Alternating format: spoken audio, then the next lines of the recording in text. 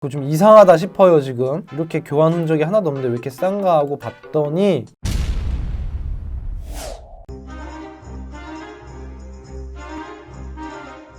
자, 여러분 안녕하세요. 차일못의 장PD입니다. 오늘 영상은 중고차에 대한 얘기를 해볼까 해요. 중고차를 이제 사야 되는데 걱정되시는 분들 많잖아요. 대부분의 일반인들은 좀 막막한 것도 사실이거든요. 그래서 우리 차일못 눈높이 기준 최소한 중고차를 잘 고르는 방법을 알려드릴까 해요. 그럼 제가 쓰는 방법인데 C클래스 그냥 아무거나 볼게요. 내가 시세보다 비싸게 샀냐 싸게 샀냐 이것도 중요하긴 하지만 중고차의 상태가 가장 중요하잖아요. 성능 점검부터 무조건 봐야 돼요. 이거 다 읽으실 필요 없고 이 사진만 봐요. 이 사진에 아무것도 없다. 이거는 그냥 무사고, 얘는 괜찮네. 저 지금 랜덤으로 아무거나 찍은 거거든요. 흔한 범퍼나 뭐 휀다나 이런 거 교환이 하나도 없었던 완전 신차급 그대로라는 소리고, 보험 이력도 봐야겠죠. 이거부터 봐야 돼요. 자동차 용도 이력이 없고 자동차 번호가 바뀐 적이 없다라는 거는 이 차가 렌터카, 그런 렌트 이력으로 쓴 게 없다라는 거예요. 일반인인 차주가 그냥 내 차로 썼다는 소리죠. 그게 왜 중요하느냐, 이제 렌트 이력이나 이런 게 있다라는 거는 키로수가 짧은 거는 그래도 괜찮겠지만 관리를 제대로 안 했을 확률이 높아요. 이 차를 내가 샀어요. 그러면은 이 차를 물고 빨고 관리 잘할 것 같은데, 만약에 내가 이 차를 렌트로 빌렸어. 그렇다면은 제가 그렇게 세심하게 운전하거나 배려하지 않았겠죠. 그렇게 유추할 수 있잖아요. 실제로는 아닌지는 모르겠지만 이렇게 생각하면 돼. 우리가 쏘카 제주도 가서 렌트카 타요. 그냥 마음 편하게 뭐 험한 데도 가고 관리도 뭐 좀 덜하고 이런 식으로 하겠죠. 그런 의구심 때문에 렌트 이력, 자동차 용도 이력이 있는 차들은 무조건 피하는 게 좋고요. 근데 이렇게 생각할 수도 있어요. 이게 렌트 이력인데 6개월에 5,000km밖에 안 탄 거예요. 이런 거면 괜찮지 않아요? 5,000km밖에 안 됐는데? 라고 말한다면 맞아요. 키로수가 짧으면은 그 정도 관리를 안 했다고 해서 큰 문제가 되진 않거든요. 대신에 운전을 험하게 했을 가능성이 높아요. 우리가 시승차를 싸게 판다고 하면은 우리 업계 쪽에서는 다 뜯어 말리거든요. 산다고 하면 누군가가. 기본적으로 시승차를 타게 되면 제로백 테스트하고 급브레이크하고 코너링하고 이 차의 한계를 테스트한단 말이죠. 그래서 시승차들은 더 단시간에 엄청난 부하가 많이 들어간 거예요. 이것도 똑같은 이치로 그렇게 짧게 렌트 이력으로 사용을 했다고 하더라도 그 사람이 운전을 무슨 짓을 했을지 모르잖아요. 그렇기 때문에 저는 키로수가 짧더라도 렌트 이력이 있는 차는 무조건 피하는 주의고, 그리고 가장 중요한 거, 요즘에는 이런 것들 아시는 분이 많아요.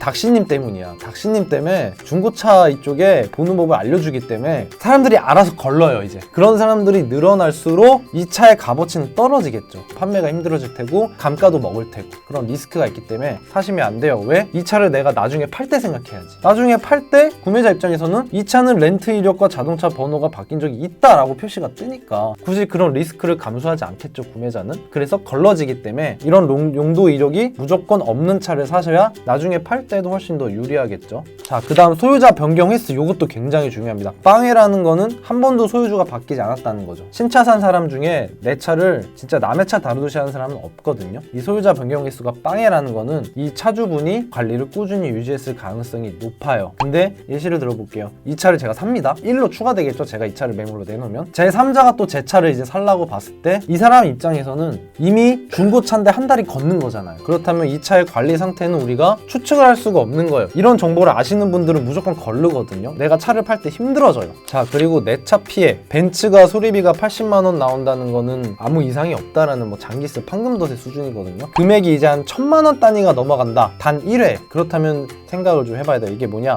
사고가 내 차 피해가 있고 타차 가해가 있어요. 이 내 차 피해는 다른 사람이 내 차를 수리해준 비용이에요. 딴 놈이 날 박은 거예요. 타차 가해 이력은 뭐냐, 내가 남의 차를 물어준 거예요. 내 차 수리비가 아니에요. 이 타차 가해를 보는 이유는 뭐냐, 유추할 수 있죠. 사고가 얼마나 컸는지. 타차 가해도 금액이 적은 게 낫겠죠. 그러면 작은 사고라고 유추가 되니까. 얘가 가장 완벽한 퍼펙트한 차예요. 제가 봤을 때는 이런 차는 사도 아무런 문제가 없을 확률이 높아요. 이렇게 깔끔한 차는 사실 별로 많지 않아요. 다른 거 볼까?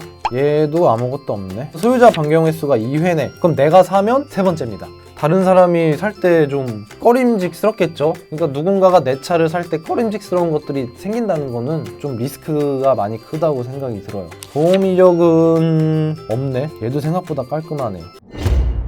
좀 더 싼 거 봐야겠다. 얘는 범퍼랑 본넷을 교환했어요. X는 교환입니다. 대신에 뼈다구를 봐야 된다. 범퍼, 휀다, 트렁크 교환한 거는 아무 의미가 없어요. 그런 거는 부담 안 가지셔도 돼요. 그 이상 여기 뼈다구까지 여기에 이제 X나 뭐 W가 생길 정도로 이 내부 골격에 표시가 있다라는 거는 그냥 요 범퍼가 이렇게 있으면 여기를 우지지직 밀고 들어갔다는 걸로 추측을 할 수 있거든요. 범퍼 살짝 박았다고 뼈다구 이상이 가진 않거든요. 그러니까 가장 중요하게 볼 건 여기예요. 여기 앞대가리. 일반적인 차량은 엔진이 다 앞에 있고 거기에 막 뭐가 많죠. 여기 뼈다구 들어까지 우지지지직 들어왔다. 그래서 여기 뼈다구를 갈았다 라고 한다면은 그 당시에 이 차가 받았을 충격을 생각해 보세요. 머리를 위해서 꽝 했는데 내 머리뼈가 함몰됐어. 뇌가 흔들렸을 거 아니야. 그쵸? 그런 걸 뇌진탕이라고 하잖아요. 그런 것처럼 골격을 교환하면 당연히 문제긴 해요. 골격은 판금 용접하면 그만큼 강도가 떨어지거든요.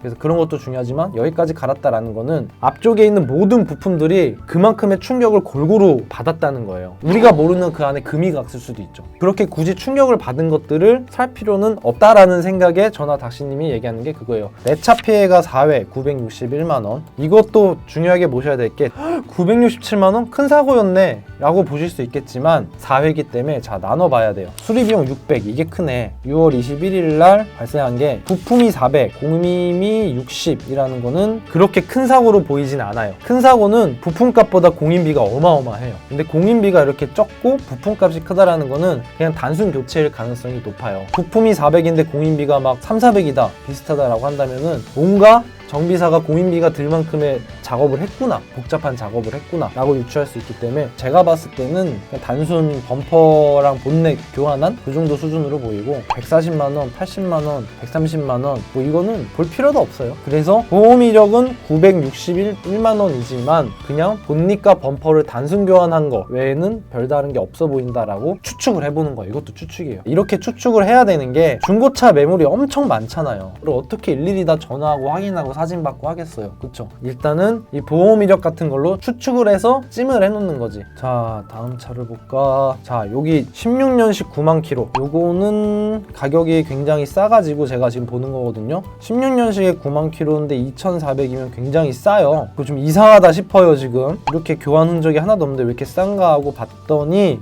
사용 이력이 있어요. 감가의 요인이 돼요, 분명히 이것도. 이런 거는 저는 쳐다도 안 보거든요. 자, 이 차는 16년형 10만 킬로 디젤이죠. 이렇게 생긴 차인데 가격은 2,500밖에 안 해요. 전방 문도 갈았네. 근데 뼈다구는 이상이 없어요. 이게 좀 이상해요. 이거는 본넷을 갈았는데 범퍼를 안 갈았어. 이게 이렇게 돼 있잖아요. 여기가 범퍼고 이게 본넷이에요. 박으면 범퍼는 일단 갈고 더 들어갔으면 본넷 가는 건데 범퍼를 안 갈고 본넷을 갈았어요. 왼쪽에 문 2개가 다 갈았어요. 그러면 이거는 사고를 어떻게 예측해야 되냐? 일단 왼쪽은 부딪혔고 이 본넷은 이 부딪힘으로 인해서 손상이 갔다. 이거를 또 이제 다르게 볼 수 있죠. 사고가 3번 났어. 이쪽 문 한 번, 이쪽 문 한 번, 본넷 쪽에 뭐 따로 뭐 떨어졌어. 그러면 이게 말이 돼요. 근데 한 사고라고 한다면은 굉장히 좀 특이한 케이스인데 근데 또 뼈다구는 문제가 없네. 아, 요거는 사고 사진을 봐야 정확해요. 야, 소유자 변경횟수 6번, 내 차 피해 7번 1,900만 원, 타차가에 4번 350만 원. 자, 이 차는 굉장히 다사다난한 차네요. 이 차는 관리가 제대로 됐을 리가 없을 것 같아요. 이런 차는 무조건 피해야 돼요. 이제 남들이 내 차를 박은 걸 봅시다.